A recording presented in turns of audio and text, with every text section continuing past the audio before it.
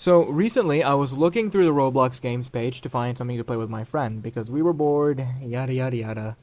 We were in the mood for something scary and terrifying that would make me piss my pants and go crying to mama. Wah! And that's when I stumbled across this game called Anomaly Watch. The game name sounded pretty cool, and the thumbnail looked cool too. Now, if you don't know, that's a recipe for a masterpiece. So I decided to give it a shot with my friend. It's essentially just a horror game that was inspired by the Mandela catalog, if any of you still remember that. And also the I'm on observation duty games. I'm not even gonna lie, I've never heard of these games in my life. But hey, they looked cool. It had overwhelmingly positive reviews on Steam. But yeah, no, I don't know a thing about these games. What I do know, however, is how cool this game is, and oh my god, is it amazing. When I first played this game, I thought, oh look, 500 Freddy's, but you can walk around. That's so cool. But, you know, that was before I actually did a funny thing, called reading. This game seems to take some heavy inspiration from the analog horror and the observation duty games.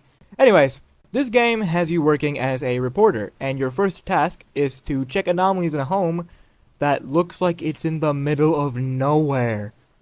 What the fuck? Like literally just a place with trees. You check anomalies by using a little tablet that's given to you at the start of the game, and your main goal is to just survive, actually, till 6 a.m.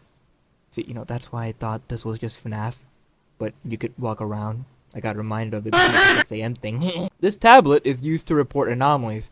If you see something off with the house, like for instance a duck on the ceiling, or the eyes of this painting moving, you have to use your tablet and specify what's happening so that the anomaly gets removed, which is harder than it looks because I'm stupid as hell. When you first play the game, it's a bit difficult to figure out what anomaly correlates to what, but if you have basic reading skills and basic thinking skills, then you can probably figure out what is what. Something I can't do. There's also a little text bar thing at the bottom that tells you how big the threat level is. Basically, this can go from none to evident, meaning, oh, you're good, homeboy, to, oh, you're fucked, homeboy. And at first, I actually thought that this was supposed to be some difficulty thing, but turns out it wasn't, so I got killed multiple times because of that.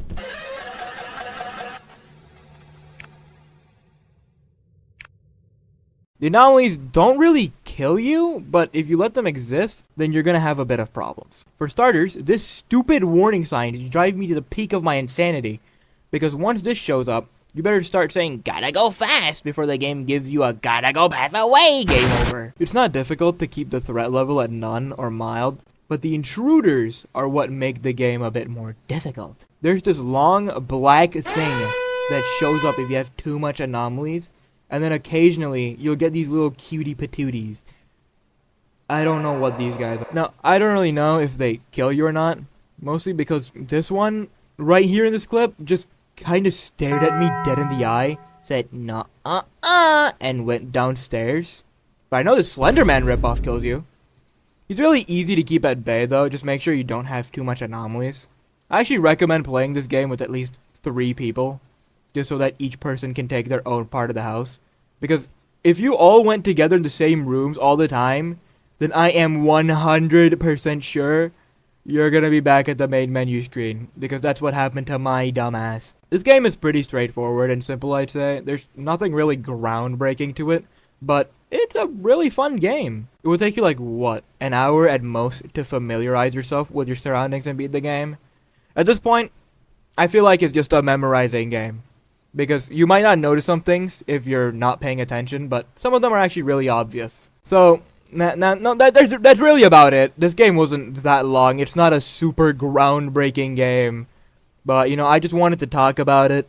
It's a fun little experience, and it has some moments that are actually kind of scary. Like this guy jump scaring me.